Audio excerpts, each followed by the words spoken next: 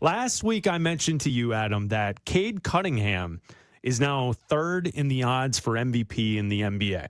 I said to you, that's a name that we should keep our eyes on as a possible guy who could end up winning the MVP if things go his way here in the final part of the NBA season. We also talked about him last week at the Garden. He put up 42. The Pistons are the best team in the East, and we were talking a little Pistons basketball, and that Cade Cunningham and the Detroit Pistons are a really cool story to follow in the NBA. Yeah, absolutely. So the weekend takes place, right? And this week is a big week for the Detroit Pistons. They have 3 games that are on national TV, all against really good teams. Tonight on Peacock, they face off against the Spurs at home. Wednesday at home, they host the Oklahoma City Thunder. That's an ESPN television game. And then on Friday night, they host Cleveland at home, ESPN television. So they've got 3 games this week. They have the 2 best teams in the Western Conference going into Detroit. And then they have Cleveland, who is a team who's trying to get to the finals this year in the Eastern Conference, one of the better Eastern Conference teams. So San Antonio, Oklahoma City, and Cleveland all against the Detroit Pistons this week. So it's a big week for the Pistons, and they will be featured on national TV in multiple situations. In 3 of those games this week, they will be on national TV. Right now, Cade Cunningham on DraftKings is the 3rd best odds to win the MVP. He's behind Nikola Jokic at plus 270, and Shai Gilgeous-Alexander is still the favorite at minus 140. So that's going into this week. But you know how this works. The Pistons, if they win these games against top teams this week on national TV, the conversation around Cade Cunningham is only going to get a little bit louder for him winning the MVP. And then I saw Tom Haberstroh put out there a stat and kind of like a breakdown on like the eligibility for winning the MVP. You're aware of this, that you have to play at least 65 games to qualify for these postseason awards, which means a couple of guys who are ahead of Cade Cunningham in the odds, they can't miss many games. No, they cannot. To get to that marker. Shai Gilgeous-Alexander can only miss 6 more games this season. 6 more. If he misses 6 more, he's not eligible. Luka Doncic, he can only miss 5.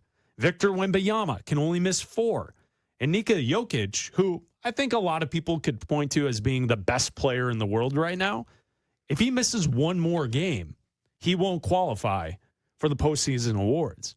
So by default, there is a chance that Cade Cunningham might be your MVP this season based on the availability of those other guys in front of him for the MVP race.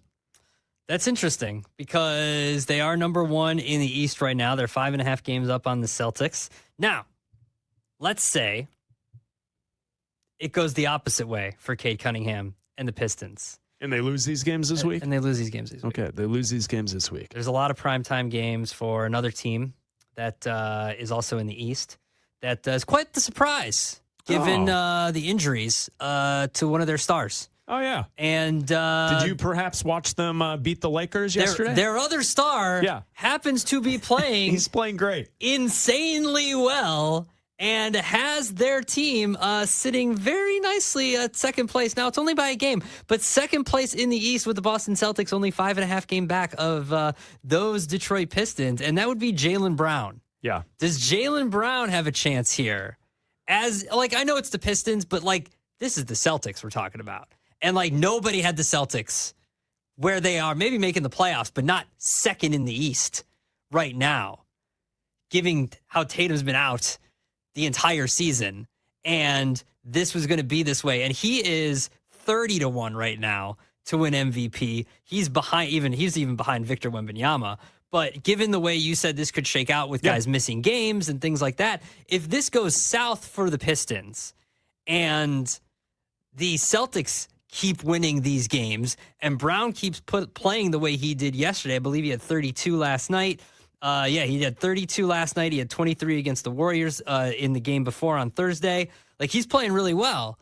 Is there a chance for Jaylen Brown? Yeah, for the season, averaging 29, 7 rebounds, about 5 assists per game for Jaylen Brown. I think that if you're looking for an MVP from the Eastern Conference, it's one of those 2 players. It's Cunningham or Brown. That's it. That's for the entire conference. I think otherwise you're looking to the West. Mm-hmm. And then at that point with the Western Conference, it's the availability of players and whether or not they're going to make it based on playing enough games in this season. So I do think you make a good point there that the Jaylen Brown situation with the Celtics, I did not expect Boston to be this good.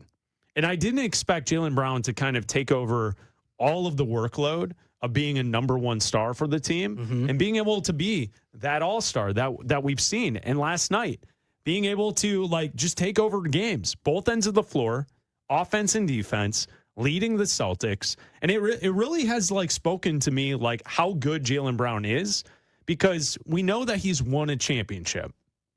But I think people have always viewed his game as like he's an accessory piece to someone else who's better, Jason Tatum. Yeah. And Tatum was it was his coming out party when the Celtics won their championship.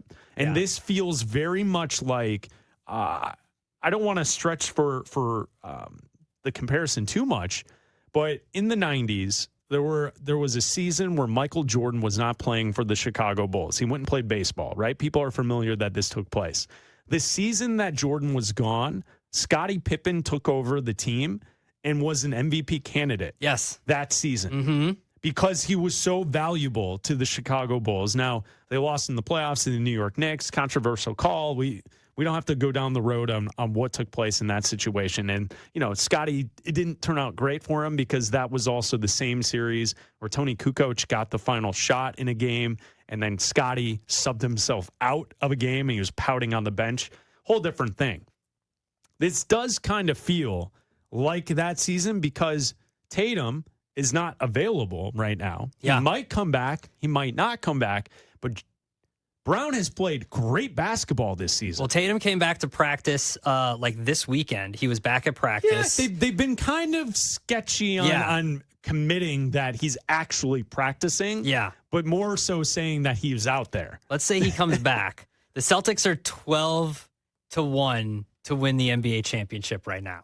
That's a pretty good long shot. 12-1 to win the NBA championship right now. If Tatum comes back, oh yeah, I mean, they've got to.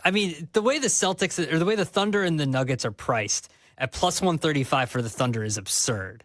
Like I feel like the Celtics, if Tatum comes back and is playing well, like that's automatically going to go down. So if you're going to bet the Celtics right now, like that's the move, is to do it right now before he comes back. I saw like some people saying that you maybe beginning of March, maybe first or second week of March, he could come back. That gives him more than enough time to get into good basketball shape before the playoffs start and to see how he's responding to the injury and coming back from and get into, the basketball and to get his cardio and all that kind of stuff for the playoffs. And I think he'd be fine for the start of the playoffs. Yeah. I'm with you on that. I think that's a good spot to kind of watch. I like that. I think that's an interesting